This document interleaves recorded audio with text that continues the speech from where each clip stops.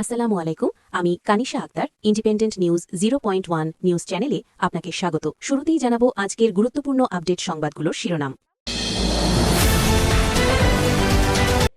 ইরানের ক্ষমতার কেন্দ্রে কে?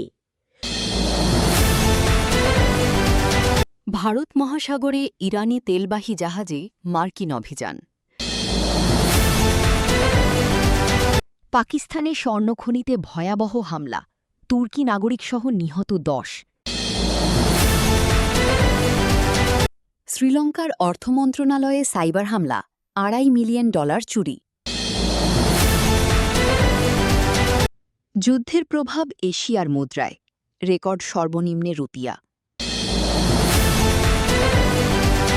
হরমুজে উত্তেজনা, জাহাজ জব্দ, পাল্টাপাল্টি অবরোধে শঙ্কায় আলোচনা। এই ছিল আজকের আলোচিত সংবাদ শিরোনামগুলো। এখন বিস্তারিত সংবাদে আসছি, তবে তার আগে অনুরোধ রইল প্রতিদিনের আপডেট সংবাদগুলো সবার আগে পেতে ভিডিওটিতে একটি লাইক দিয়ে চ্যানেলটি সাবস্ক্রাইব করুন এবং কমেন্টে জানিয়ে দিন আপনি কোন জায়গা বা কোন দেশ থেকে আমাদের সংবাদগুলো দেখছেন। ইরানের ক্ষমতার কেন্দ্রে কে? যুক্তরাষ্ট্র ও ইসরায়েলের সঙ্গে ইরানের যুদ্ধ শুরুর প্রথম দিনেই নিহত হন ইরানের সর্বোচ্চ নেতা আয়াতুল্লাহ আলী খামেনি। এরপর দেশের নতুন সর্বোচ্চ নেতার নাম ঘোষণা করা হলেও দেশটির বর্তমান শাসন ব্যবস্থার কাঠামো এবং ক্ষমতা আসলে কার হাতে রয়েছে সে সম্পর্কে নানা আলোচনা রয়েছে।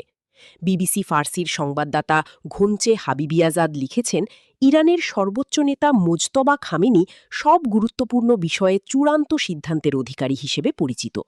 তবে গত মার্চের শুরুতে নিযুক্ত হওয়ার পর থেকে তাকে এখনও জনসমক্ষে কিংবা সাম্প্রতিক কোনো ভিডিও বা ছবিতে দেখা যায়নি। দেশটির একজন ঊর্ধ্বতন কর্মকর্তা জানিয়েছেন, আলোচনাকারীরা খামেনির নির্দেশনা অনুযায়ী কাজ করছেন। তিনি সরাসরি আলোচনার বিষয়ে কোনো কথা বলেননি। তবে তার নামে প্রচারিত সাম্প্রতিক বার্তাগুলোতে ভারত মহাসাগরে ইরানি তেলবাহী জাহাজে মার্কিন অভিযান। ভারত মহাসাগরে ইরানের তেলবাহী একটি পতাকাবিহীন ট্যাঙ্কারে অভিযান চালিয়েছে যুক্তরাষ্ট্রের সামরিক বাহিনী। বৃহস্পতিবার 23 এপ্রিল মার্কিন যুদ্ধ মন্ত্রণালয় একটি বিবৃতিতে জানায়, MT ম্যাজেস্টিক এক্স নামের ওই জাহাজটিতে তল্লাশি চালানো হয়েছে। পেন্টাগন জানিয়েছে জাহাজটি ইরান থেকে তেল পরিবহন করছিল। এটি ইন্ডো প্যাসিফিক অঞ্চলের ভারত মহাসাগরে অবস্থান করছিল। বিবৃতিতে বলা হয়, মার্কিন বাহিনী রাতভর সামুদ্রিক হস্তক্ষেপ এবং তল্লাশি অভিযান পরিচালনা করেছে। অবৈধ নেটওয়ার্ক ভেঙে দিতে এবং ইরানকে সহায়তা দেওয়া জাহাজগুলোকে আটক করতে এই ধরনের অভিযান অব্যাহত থাকবে। একই সঙ্গে সতর্ক করে বলা হয়, আন্তর্জাতিক জলসীমা নিষেধাজ্ঞাপ্রাপ্ত পক্ষগুলোর জন্য নিরাপদ আশ্রয় নয়। জাহাজটিকে পতাকাবিহীন হিসেবে উল্লেখ করা হয়েছে, অর্থাৎ এটি কোনো দেশই নিবন্ধিত নয়। আন্তর্জাতিক সামুদ্রিক আইনে এ ধরনের জাহাজে তল্লাশি চালানোর ক্ষেত্রে বেশি ক্ষমতা পায় সংশ্লিষ্ট বাহিনী। গত 13 এপ্রিল থেকে শুরু হওয়া অবরোধের পর থেকে সমুদ্রপথে নজরদারি ও অভিযান উল্লেখযোগ্যভাবে বেড়েছে। এর আগে ওমান উপসাগরে একটি ইরানি জাহাজ জব্দ এবং মালয়েশিয়া ও ভারতের কাছাকাছি 3টি সুপার ট্যাঙ্কার আটক করার ঘটনাও ঘটেছে। এদিকে হরমুজ প্রণালী ঘিরে উত্তেজনার জেরে বৈশ্বিক জ্বালানি বাজারে অস্থিরতা বাড়ছে।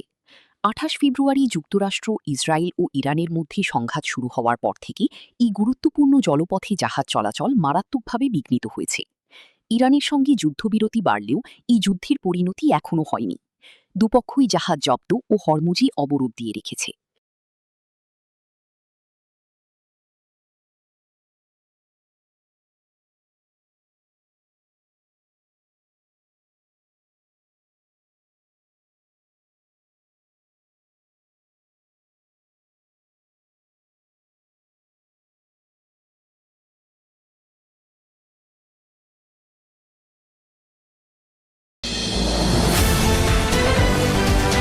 পাকিস্তানে স্বর্ণখনিতে ভয়াবহ হামলা, তুর্কি নাগরিকসহ নিহত 10। পাকিস্তানের তামা ও স্বর্ণখনি প্রকল্পে সশস্ত্র হামলায় অন্তত 10 জন নিহত হয়েছেন। নিহতদের মধ্যে একজন তুরস্কের নাগরিকও রয়েছেন। বেলুচিস্তানের চাগাই জেলায় বুধবার সন্ধ্যায় এই হামলার ঘটনা ঘটে। কোম্পানি সূত্রের বরাতে এক্সপ্রেস ট্রিবিউন জানিয়েছে, ন্যাশনাল রিসোর্সেস লিমিটেড NRL এর দারিগুন এলাকায় অবস্থিত খনিতে এ হামলা চালানো হয়। ডালবন্দিন শহর থেকে প্রায় 120 কিলোমিটার দূরে এই প্রকল্পটি অবস্থিত। এক বিবৃতিতে কোম্পানি জানিয়েছে বুধবার বিকাল ৫টা ৪৫ হামলাটি শুরু হয়। সঙ্গে সঙ্গে ফ্রন্টিয়ার কর্পস সহ এফসি নিরাপত্তা বাহিনী ঘটনাস্থলে পৌঁছে এলাকা ঘিরে ফেলে। পুলিশ জানায় খনিতে নিয়োজিত বেসরকারি নিরাপত্তারক্ষীরা হামলাকারীদের প্রতিরোধ করলে উভয় পক্ষের মধ্যে তীব্র গোলাগুলি হয়। কর্তৃপক্ষ জানিয়েছে হামলাকারীরা খনির ড্রিলিং যন্ত্র, জেনারেটর সহ বিভিন্ন গুরুত্বপূর্ণ সরঞ্জামে আগুন ধরিয়ে দেয়। গুলিবর্ষণ ও রকেট হামলার কারণে একটি জ্বালানি ট্যাঙ্কে ভয়াবহ বিস্ফোরণ ঘটে। এতে কয়েকজন।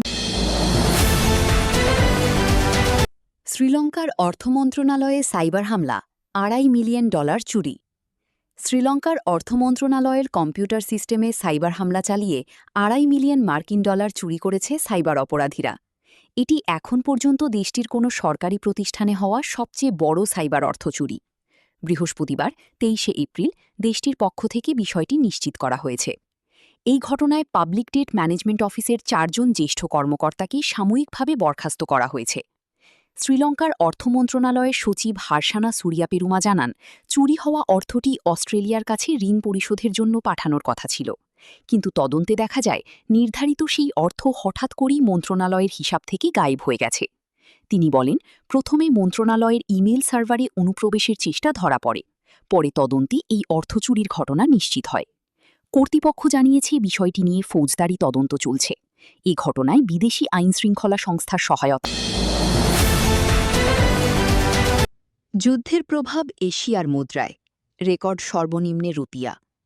ইরানের সঙ্গে যুক্তরাষ্ট্র ও ইসরায়েলের যুদ্ধের প্রভাব বিশ্ব বাণিজ্যে ব্যাপকভাবে পড়েছে। হরমুজ প্রণালী বন্ধ থাকার কারণে বেড়েছে তেলের দাম। সেই প্রভাব সরাসরি পড়েছে বিভিন্ন দেশের মুদ্রায়, বিশেষ করে যারা তেল আমদানি করে চলে তাদের ওপর। কাতার ভিত্তিক গণমাধ্যম আল জাজিরা জানিয়েছে, তেলের দাম বাড়ার কারণে ইন্দোনেশিয়ার মুদ্রার রেকর্ড সর্বনিম্ন অবস্থানে নেমেছে। $1 বিপরীতে দাম দাঁড়িয়েছে এখন ১৭,৩১৫ রুপিয়াতে। এটি দেশটির মুদ্রার ইতিহাসে সর্বনিম্ন। ইরান যুদ্ধ এবং হরমুজ প্রণালী বন্ধ থাকার প্রভাব সবচেয়ে বেশি পড়েছে এশিয়ার দেশগুলোর ওপর, বিশেষ করে যেসব দেশ জ্বালানি আমদানির উপর নির্ভরশীল, যেমন ইন্দোনেশিয়া, ভারত, ফিলিপাইন ও থাইল্যান্ড। যুক্তরাষ্ট্র ইরান যুদ্ধবিরতি নিয়ে অনিশ্চয়তা এবং দীর্ঘ সময় ধরে উচ্চ তেলের দাম এসব দেশের অর্থনীতিতে চাপ তৈরি করছে। বাংলাদেশেও এর ব্যাপক প্রভাব পড়েছে, তবে মুদ্রার হারে ততটা প্রভাব ফেলেনি। বুধবার ২২ এপ্রিল ইন্দোনেশিয়ার কেন্দ্রীয় ব্যাংক ইন্দোনেশিয়া জানিয়েছে, তারা অবমূল্যায়িত রুপিয়াকে রক্ষা করতে সর্বাত্মক পদক্ষেপ নেবে। একই সঙ্গে মুদ্রাস্ফীতি নিয়ন্ত্রণে রাখতে প্রয়োজন অনুযায়ী নীতিমালায় পরিবর্তন আনার প্রস্তুতির কথাও জানিয়েছে সংস্থাটি। ফেব্রুয়ারির শেষ দিকে যুদ্ধ শুরু হওয়ার পর থেকে রুপিয়ার মান ৩% বেশি কমেছে, যা এবছর এশিয়ার মধ্যে দ্বিতীয় সর্বনিম্ন পারফরমেন্স, ভারতের রুপির পরেই। এদিকে ফিলিপাইনে বৃহস্পতিবার পিসোর মান ডলারের বিপরীতে ৬০.৫৪২ নেমে এসেছে, যা ২ সপ্তাহের মধ্যে সর্বনিম্ন। একইভাবে থাইল্যান্ডের মুদ্রা বাতও দুর্বল হয়ে প্রতি ডলারে ৩২.৪৪ নেমেছে, যা ৮ এপ্রিলের পর সর্বনিম্ন। হরমুজে উত্তেজনা, জাহাজ জব্দ, পাল্টাপাল্টি অবরোধে শঙ্কায় আলোচনা। হরমুজ প্রণালীকে ঘিরে যুক্তরাষ্ট্র ও ইরানের মধ্যে সামুদ্রিক উত্তেজনা আরও বেড়েছে। ইউরোপীয় মালিকানাধীন ২টি জাহাজ জব্দ করার ঘটনাকে যুক্তরাষ্ট্র গুরুত্বহীন করে দেখালেও বাস্তবে উভয় পক্ষই নিজেদের অবস্থান শক্ত করতে পাল্টাপাল্টি অবরোধ জোরদার করছে। বুধবার ২২ এপ্রিল ইরান হরমুজ প্রণালীতে ৩টি জাহাজে হামলা চালায় এবং এর মধ্যে ২টি জাহাজকে নিজেদের জলসীমায় নিয়ে যায়। ওই ঘটনার পর নতুন করে শঙ্কা জেগেছে যুদ্ধের ভবিষ্যৎ ইস্যুতে আলোচনা। বিশ্লেষকদের মতে ইরানের এই অভিযান প্রমাণ করে যুদ্ধের ২ মাস পরও দেশটির ছোট আক্রমণের নৌযানগুলো গুরুত্বপূর্ণ এই জলপথে কার্যকর নিয়ন্ত্রণ বজায় রাখতে সক্ষম।